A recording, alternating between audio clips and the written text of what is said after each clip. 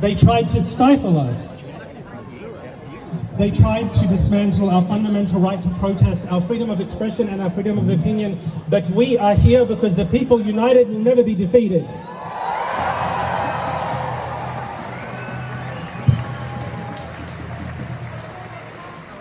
We will never remain silent in the face of injustice. Israel has unleashed hell and destruction on 2 million Palestinians in Gaza, with constant bombardment, displacement, and an engineered famine at a scale, speed and severity that we have never witnessed in history. For over 2 years we have protested, along with millions around the world, demanding an end to genocide, occupation and apartheid. The historic March for Humanity saw over 300,000 Sydney-siders occupy the Sydney Harbour Bridge.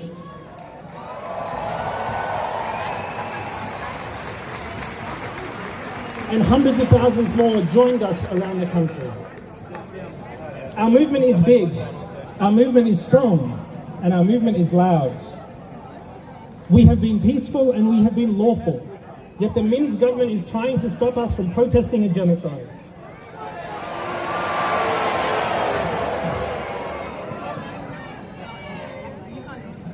And they want to make Israeli President Isaac Herzog comfortable.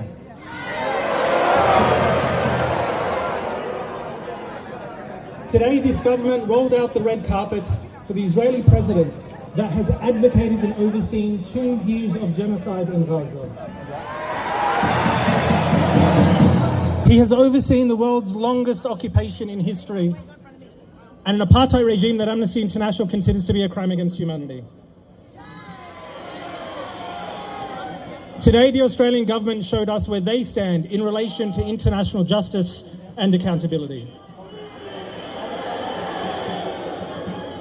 Amnesty, the ICJ, the UN Independent Commission of Inquiry have all found countless statements that Herzog has said that are genocidal incitements.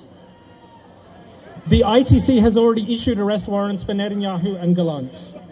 And no war criminal should ever be allowed to walk free.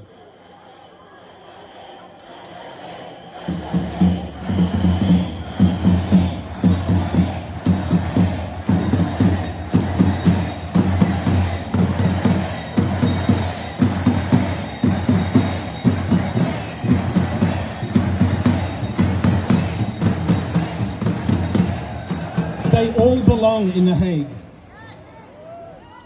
Last week, former Australian Human Rights Commissioner and member of the UN Commission, Chris Sidoti, said that Herzog should be arrested on arrival and the diplomatic immunity does not apply to him for the gravity of his crimes. To be clear, no president and no prime minister is above the law. Those responsible must be investigated, face trial, and accountability.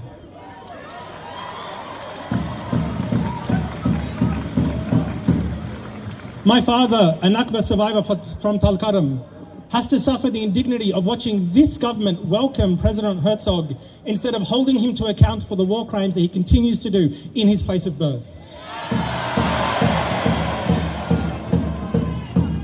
All Palestinians are living in a second Nakba. We are all operating in a constant state of grief and mourning. Yet this government is more intent on welcoming Herzog with open arms than holding him to account for his crimes. And as we stand here tonight, Gaza remains in ruins. 2 million Palestinians trapped. UNRWA attacked, demolished, and 37 humanitarian aid organizations banned from operating, including Médecins Sans Frontières. Israel is trying to destroy all Palestinian dignity. But for a Palestinian to simply exist is an act of resistance in itself.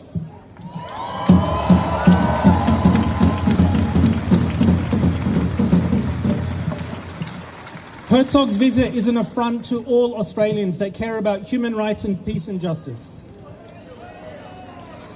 And as a party to the Rome Statute and the Genocide Convention, Australia is obligated to investigate and arrest Herzog.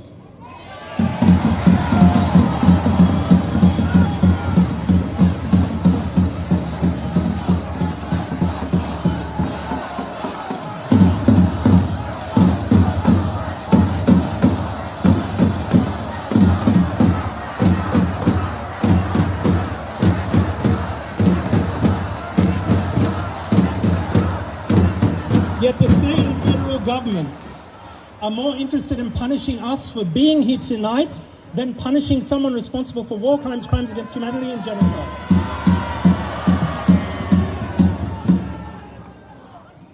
Our democracy today is under threat.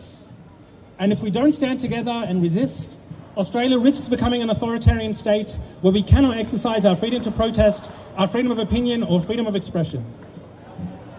We risk becoming like other countries where we are tried under terrorism laws for standing for Palestinian justice. No one can take away your rights or freedoms. And we cannot and we will not let that happen here. We will not allow our language and our words to be banned.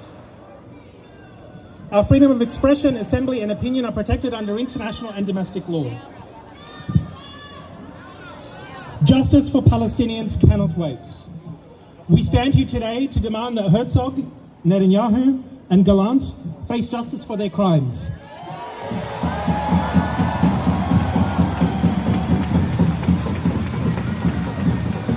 And we will do so every single day until they have their day in court.